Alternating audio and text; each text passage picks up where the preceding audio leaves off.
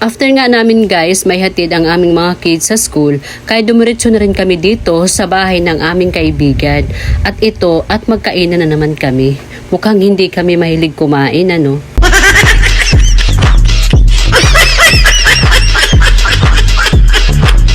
Sabi nga, food is life, 'di ba?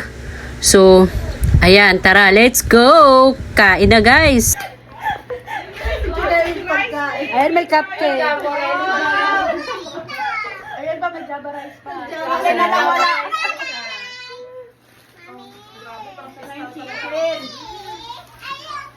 Wala, daming pagkain. Kain na naman. Tataba na naman kami.